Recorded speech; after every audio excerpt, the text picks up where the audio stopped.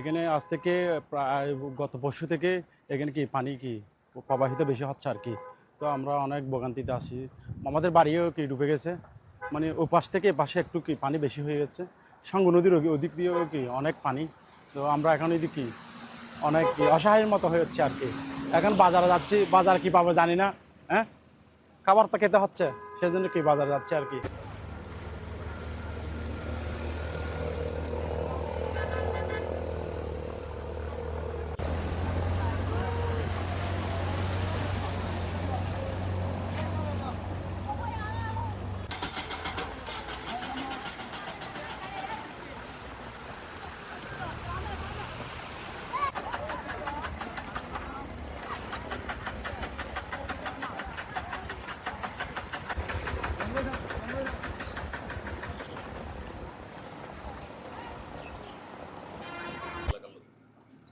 না, এই এলাকার মধ্যে এখনো পর্যন্ত সরকার থেকে কোনো ধরনের আমাদের এখানে কোনো সহায়তা এখনো আসে নাই।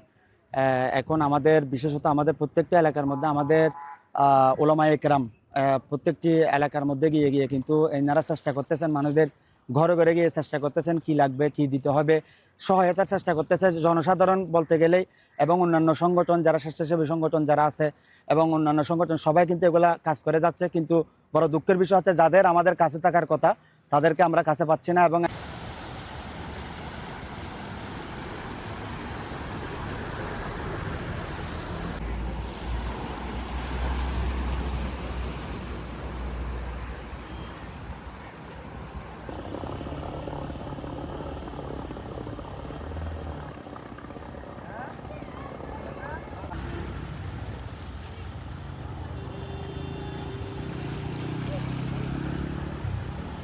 এই পানিবন্দী আছে আজকে 4 দিন ধরে।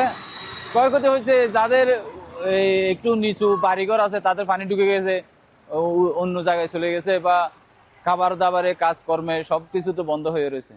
যাদের মধ্যবিত্ত বা গরিব মানুষ তাদের প্রতি সমস্যা বেশি, আর যাদের মোটামুটি ফ্যামিলি সচ্ছল আছে তারা মোটামুটি চলতেছে আর কি।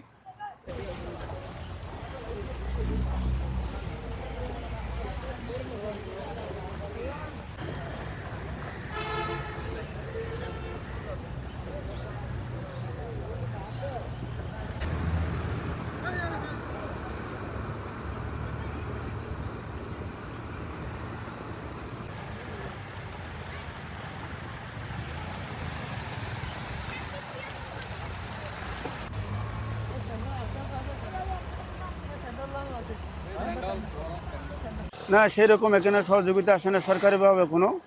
এখানে এরকম যারা বিত্তবান আছে, পয়সাওয়ালা আছে, তারা স্বাভাবিক একটু করে দিচ্ছে বা দেয় না, এরকমই আর কি।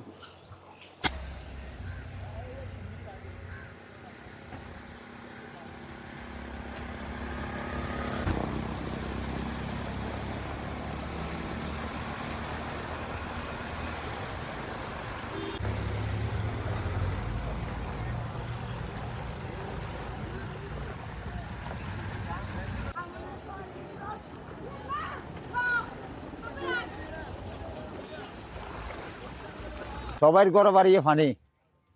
তারপরে আমাদের সব ওই গরু ছাগল ওই স্কুলের মাঠে।